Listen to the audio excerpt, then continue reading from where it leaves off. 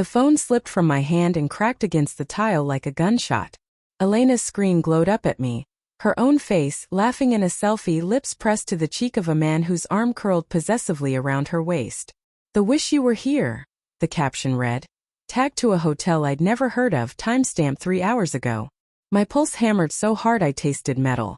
I was supposed to be at the office, buried in quarterly reports. Instead I stood in our kitchen, the one we'd painted sage green last spring while arguing over brush sizes, the one that still smelled faintly of lemon polish and her vanilla candle. The fridge hummed. The clock ticked. Everything ordinary, everything wrong. Her key scraped the lock. I shoved the phone into my pocket and turned to the sink, gripping the cold porcelain until my knuckles blanched.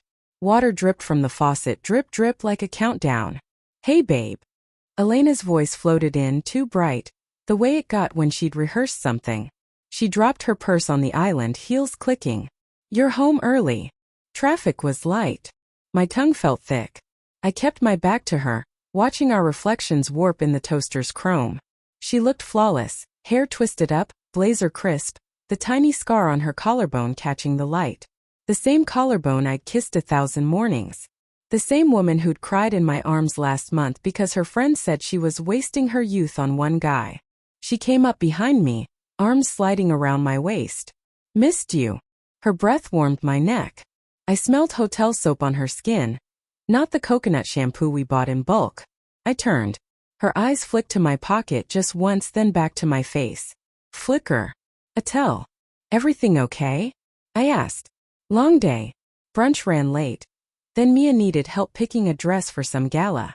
She laughed, but it cracked at the edges. "You know how she gets." "Mia. The friend who posted thirst traps at 2 a.m. and called me the safe choice." I nodded, throat raw. "You eat. Grab something." She was already moving past me, opening the fridge, bending to scan shelves that didn't need scanning. Her skirt rode up. I saw the faint red indent of fingers on the back of her thigh. Not mine. I pulled out her phone. The screen woke to the lock pattern, our anniversary 0419. Muscle memory. The photo was still there, glaring. Below it a thread. Asterisk unknown number asterisk room 1212. Don't wear the black lace, it's in the wash. Winking face. Asterisk Elena asterisk already in the elevator. Hurry. My stomach folded in on itself. "Elena." She froze, milk carton in hand. Slowly she faced me. The smile died. I held the phone up. "Explain." Her lips parted. No sound. The carton slipped, exploded white across the floor. She didn't move to clean it. "It's not," she started, then stopped. The lie curdled between us. "Who is he?" My voice cracked like the screen. She pressed her palms to the counter, knuckles white. "It was supposed to be nothing. A stupid drunk mistake at Sarah's birthday. I was flattered. He saw me. Not the fiancée, not the good girl. Just me." "Just you," I echoed. The words tasted like rust. "I ended it. I swear. Today was closure." Her eyes glistened, but they didn't meet mine. "I was going to tell you. After the wedding. I didn't want to ruin." "Ruin what?" I laughed, a sound like breaking glass. "The sage green kitchen? The honeymoon fund? The life where I thought you were happy." "I am happy." She stepped forward, milk soaking her heels. "With you I'm safe. With him I'm alive. Don't you get it? My friends, they see me fading. 28 and already settled. They said I should taste more before the ring." "The ring?" I looked at her left hand, bare. She'd stopped wearing it 2 weeks ago. "Laundry," she'd said. I'd believed her. I opened the drawer, pulled out the velvet box. The diamond caught the light like a tiny, cruel star. "This what you're afraid of wasting your youth on?" She stared at it. A tear slid down her cheek, but her jaw set. "I love you, Nate.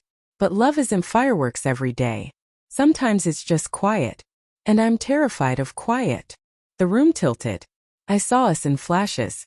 Her laughing at my terrible pancakes, me carrying her over the threshold of this apartment, the way she whispered forever like a prayer. All of it fragile as the milk pooling at our feet. My phone buzzed in my pocket. A text from an unknown number. A photo. Elena in a hotel bed, sheets tangled, the man's hand on her throat. Not rough, reverent. Caption, she said yes. I turned the screen to her. Her face crumpled. Not guilt. Recognition. She'd known this was coming. You told him yes? My voice was barely air. To what? She swallowed. To leaving. Few found out. He said he'd wait. The silence stretched thick as tar. Outside, a siren wailed past. Inside, the fridge clicked off. I felt every second of the last 2 years collapse into this one. I set the ring box on the counter between us. The diamond stared up like an eye. Take it, I said. Or don't. But choose now. Her hand hovered. Trembled.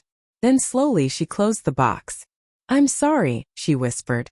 And for the first time she looked small. I walked past her, past the spilled milk, past the life we'd built on borrowed time. At the door I paused. Tell your friends, I said. Youth isn't a flavor. It's a choice. The lock clicked behind me. The hallway smelled of someone else's dinner. My footsteps echoed steady final. Behind the door, I heard her sob once, sharp, shocked, like she hadn't expected the sound to come from her own throat. I didn't look back.